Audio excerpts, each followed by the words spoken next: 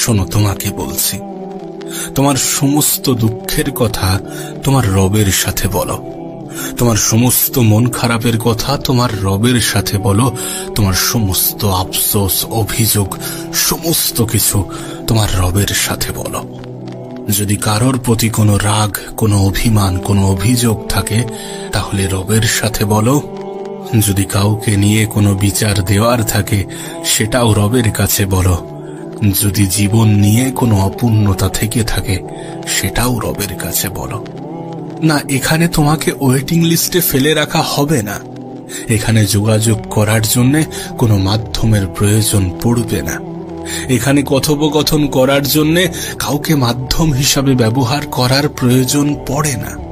কোনো পীর, কোনো মুরিদ, কোনো মাওলানা, কোনো স্কলারের প্রয়োজন পড়বে না।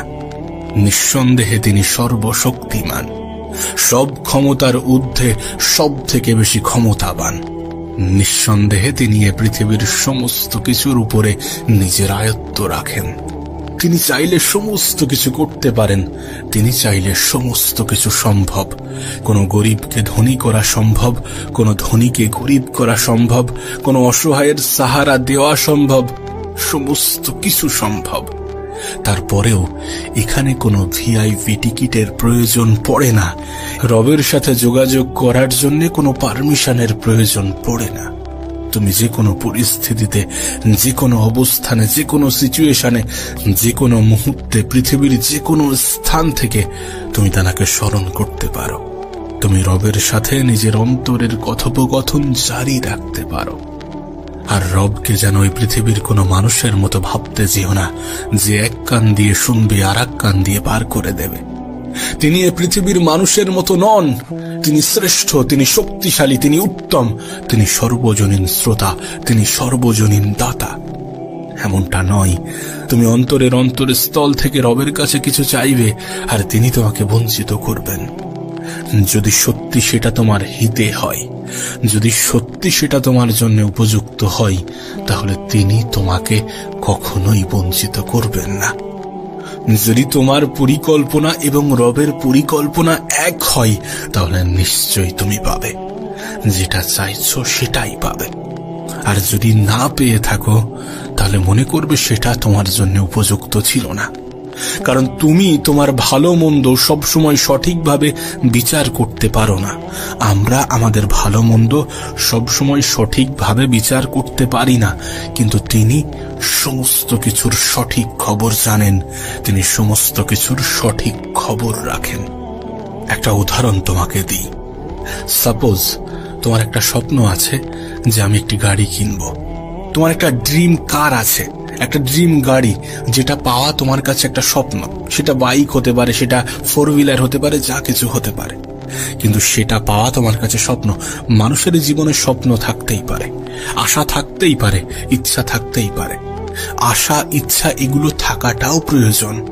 কিন্তু হ্যাঁ, একবার ভাবো যে সাপোজ তুমি সেই গাড়ি, মানে তোমার সেই স্বপ্নের বাইক বা স্বপ্নের 4 হুইলার, তুমি যেটা চাইলে রবের কাছে, সেটা পেলে না।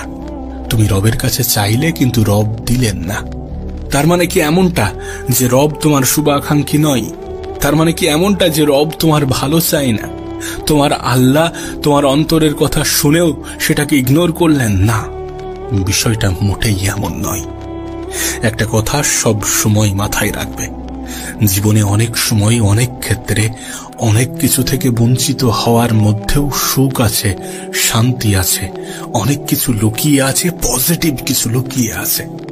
অনেক সময় আমরা কোনো চাকরি থেকে বঞ্চিত হই এই কারণে যে আমাদের জন্য বেটার কিছু অপেক্ষা করছে।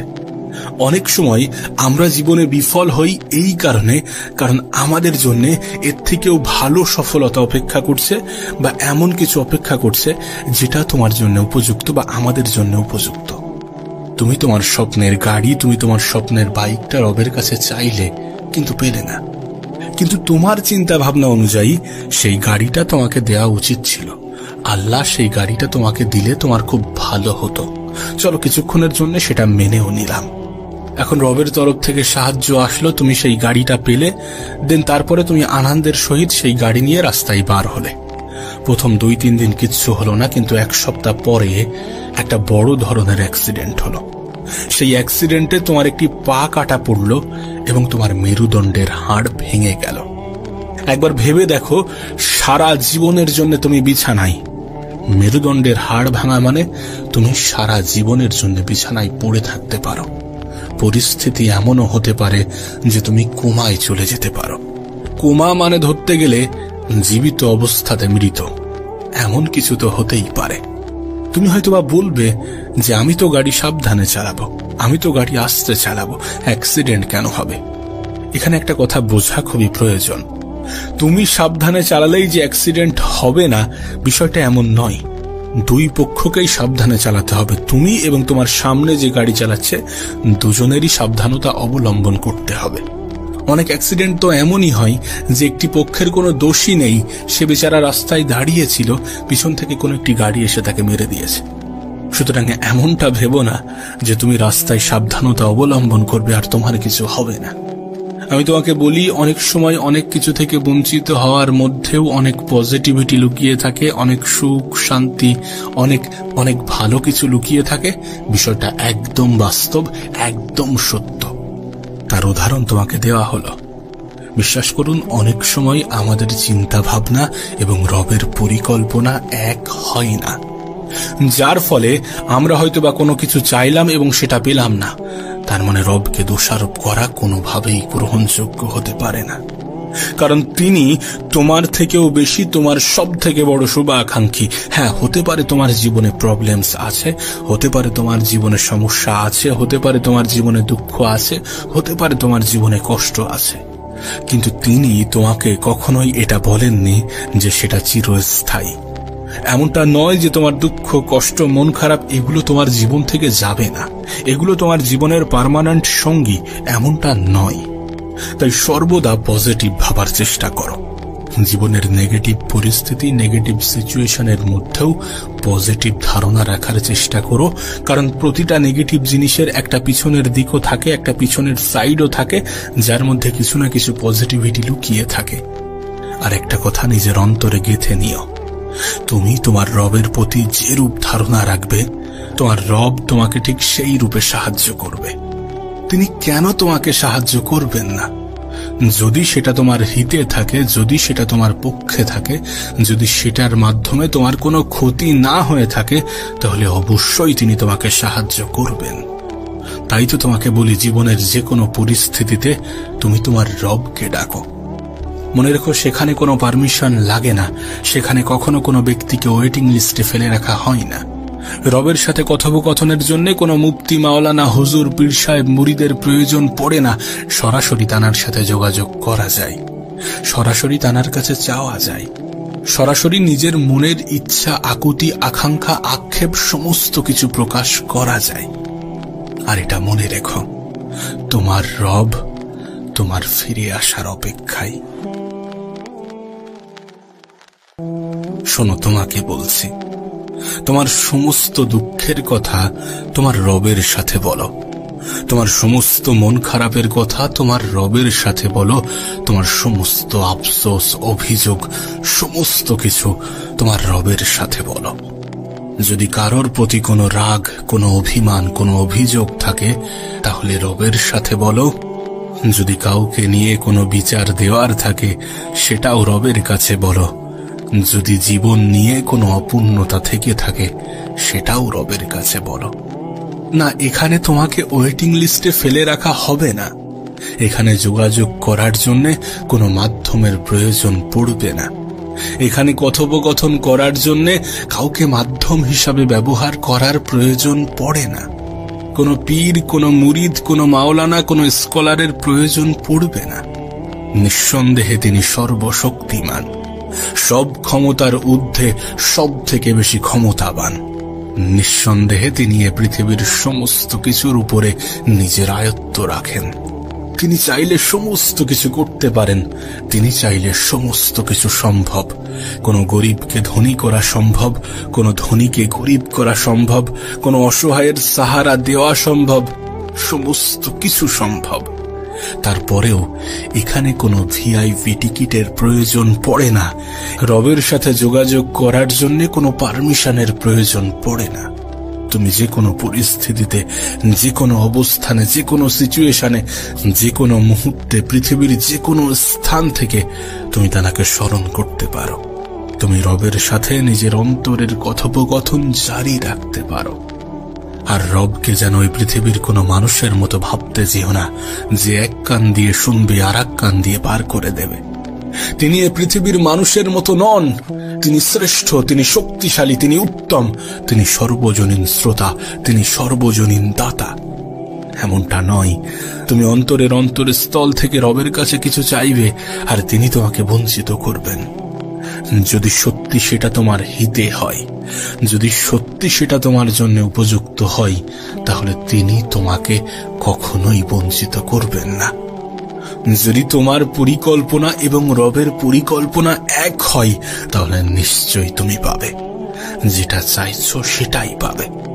আর যদি না পেয়ে থাকো, তাহলে মনে করবে সেটা তোমার জন্য উপযুক্ত ছিল না। কারণ তুমি তোমার ভালো মন্দ সবসময় সঠিকভাবে বিচার করতে পারো না।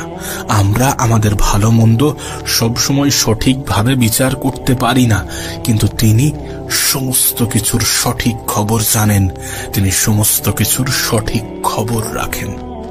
একটা উদাহরণ তোমাকে দিই। সাপোজ তোমার একটা স্বপ্ন আছে যে আমি একটি গাড়ি কিনবো। তোমার একটা ড্রিম কার আছে, একটা ড্রিম গাড়ি, যেটা পাওয়া তোমার কাছে একটা স্বপ্ন। সেটা বাইক হতে পারে, সেটা 4 হুইলার হতে পারে, যা কিছু হতে পারে, কিন্তু সেটা পাওয়া তোমার কাছে স্বপ্ন। মানুষের জীবনে স্বপ্ন থাকতেই পারে, আশা থাকতেই পারে, ইচ্ছা থাকতেই পারে। আশা, ইচ্ছা এগুলো থাকাটাও প্রয়োজন। কিন্তু হ্যাঁ, একবার ভাবো যে সাপোজ তুমি সেই গাড়ি, মানে তোমার সেই স্বপ্নের বাইক বা স্বপ্নের 4 হুইলার, তুমি যেটা চাইলে রবের কাছে, সেটা পেলে না। তুমি রবের কাছে চাইলে কিন্তু রব দিলেন না।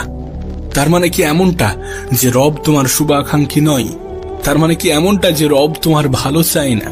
তোমার আল্লাহ তোমার অন্তরের কথা শুনেও সেটাকে ইগনোর করলেন না? বিষয়টা মোটেই এমন নয়। একটা কথা সব সময় মাথায় রাখবে, জীবনে অনেক সময়, অনেক ক্ষেত্রে, অনেক কিছু থেকে বঞ্চিত হওয়ার মধ্যেও সুখ আছে, শান্তি আছে, অনেক কিছু লুকিয়ে আছে, পজিটিভ কিছু লুকিয়ে আছে। অনেক সময় আমরা কোনো চাকরি থেকে বঞ্চিত হই এই কারণে যে আমাদের জন্য বেটার কিছু অপেক্ষা করছে। অনেক সময় আমরা জীবনে বিফল হই এই কারণে, কারণ আমাদের জন্য এর থেকেও ভালো সফলতা অপেক্ষা করছে, বা এমন কিছু অপেক্ষা করছে যেটা তোমার জন্য উপযুক্ত বা আমাদের জন্য উপযুক্ত। তুমি তোমার স্বপ্নের গাড়ি, তুমি তোমার স্বপ্নের বাইকটা রবের কাছে চাইলে, কিন্তু পেলে না। কিন্তু তোমার চিন্তা ভাবনা অনুযায়ী সেই গাড়িটা তোমাকে দেওয়া উচিত ছিল। আল্লাহ সেই গাড়িটা তোমাকে দিলে তোমার খুব ভালো হতো। চলো কিছুক্ষণের জন্য সেটা মেনেও নিলাম। এখন রবের তরফ থেকে সাহায্য আসলো, তুমি সেই গাড়িটা পেলে, দেন তারপরে তুমি আনন্দের সহিত সেই গাড়ি নিয়ে রাস্তায় বার হলে। প্রথম 2-3 দিন কিচ্ছু হলো না, কিন্তু 1 সপ্তাহ পরে একটা বড় ধরনের অ্যাক্সিডেন্ট হলো। সেই অ্যাক্সিডেন্টে তোমার একটি পা কাটা পড়লো এবং তোমার মেরুদণ্ডের হাড় ভেঙে গেল। একবার ভেবে দেখো, সারা জীবনের জন্য তুমি বিছানায়। মেরুদণ্ডের হাড় ভাঙা মানে তুমি সারা জীবনের জন্য বিছানায় পড়ে থাকতে পারো। পরিস্থিতি এমনও হতে পারে যে তুমি কোমায় চলে যেতে পারো। কোমা মানে ধরতে গেলে জীবিত অবস্থাতে মৃত, এমন কিছু তো হতেই পারে। তুমি হয়তোবা বলবে যে আমি তো গাড়ি সাবধানে চালাবো, আমি তো গাড়ি আস্তে চালাবো, অ্যাক্সিডেন্ট কেন হবে? এখানে একটা কথা বোঝা খুবই প্রয়োজন। তুমি সাবধানে চালালেই যে অ্যাক্সিডেন্ট হবে না, বিষয়টা এমন নয়। 2 পক্ষকেই সাবধানে চালাতে হবে। তুমি এবং তোমার সামনে যে গাড়ি চালাচ্ছে, দুজনেরই সাবধানতা অবলম্বন করতে হবে। অনেক অ্যাক্সিডেন্ট তো এমনই হয় যে একটি পক্ষের কোনো দোষই নেই, সে বেচারা রাস্তায় দাঁড়িয়েছিল, পিছন থেকে কোনো একটি গাড়ি এসে তাকে মেরে দিয়েছে। সুতরাং এমনটা ভেবো না যে তুমি রাস্তায় সাবধানতা অবলম্বন করবে আর তোমার কিছু হবে না। আমি তোমাকে বলি, অনেক সময় অনেক কিছু থেকে বঞ্চিত হওয়ার মধ্যেও অনেক পজিটিভিটি লুকিয়ে থাকে, অনেক সুখ, শান্তি, অনেক অনেক ভালো কিছু লুকিয়ে থাকে। বিষয়টা একদম বাস্তব, একদম সত্য। তার উদাহরণ তোমাকে দেওয়া হলো। বিশ্বাস করুন, অনেক সময় আমাদের চিন্তা ভাবনা এবং রবের পরিকল্পনা এক হয় না, যার ফলে আমরা হয়তো বা কোনো কিছু চাইলাম এবং সেটা পেলাম না। তার মানে রবকে দোষারোপ করা কোনোভাবেই গ্রহণযোগ্য হতে পারে না, কারণ তিনি তোমার থেকেও বেশি তোমার সব থেকে বড় শুভাকাঙ্ক্ষী। হ্যাঁ, হতে পারে তোমার জীবনে প্রবলেমস আছে, হতে পারে তোমার জীবনে সমস্যা আছে, হতে পারে তোমার জীবনে দুঃখ আছে, হতে পারে তোমার জীবনে কষ্ট আছে, কিন্তু তিনি তোমাকে কখনোই এটা বলেননি যে সেটা চিরস্থায়ী। এমনটা নয় যে তোমার দুঃখ, কষ্ট, মন খারাপ এগুলো তোমার জীবন থেকে যাবে না, এগুলো তোমার জীবনের পার্মানেন্ট সঙ্গী, এমনটা নয়। তাই সর্বদা পজিটিভ ভাবার চেষ্টা করো। জীবনের নেগেটিভ পরিস্থিতি, নেগেটিভ সিচুয়েশনের মধ্যেও পজিটিভ ধারণা রাখার চেষ্টা করো, কারণ প্রতিটা নেগেটিভ জিনিসের একটা পিছনের দিকও থাকে, একটা পিছনের সাইডও থাকে, যার মধ্যে কিছু না কিছু পজিটিভিটি লুকিয়ে থাকে। আর একটা কথা নিজের অন্তরে গেঁথে নিও, তুমি তোমার রবের প্রতি যে রূপ ধারণা রাখবে, তোমার রব তোমাকে ঠিক সেই রূপে সাহায্য করবে। তিনি কেন তোমাকে সাহায্য করবেন না? যদি সেটা তোমার হিতে থাকে, যদি সেটা তোমার পক্ষে থাকে, যদি সেটার মাধ্যমে তোমার কোনো ক্ষতি না হয়ে থাকে, তাহলে অবশ্যই তিনি তোমাকে সাহায্য করবেন। তাই তো তোমাকে বলি, জীবনের যে কোনো পরিস্থিতিতে তুমি তোমার রবকে ডাকো। মনে রেখো, সেখানে কোনো পারমিশন লাগে না, সেখানে কখনো কোনো ব্যক্তিকে ওয়েটিং লিস্টে ফেলে রাখা হয় না। রবের সাথে কথোপকথনের জন্য কোনো মুফতি, মাওলানা, হুজুর, পীর সাহেব, মুরিদের প্রয়োজন পড়ে না। সরাসরি তানার সাথে যোগাযোগ করা যায়, সরাসরি তানার কাছে চাওয়া যায়, সরাসরি নিজের মনের ইচ্ছা, আকুতি, আকাঙ্ক্ষা, আক্ষেপ সমস্ত কিছু প্রকাশ করা যায়। আর এটা মনে রেখো, তোমার রব তোমার ফিরে আসার অপেক্ষায়।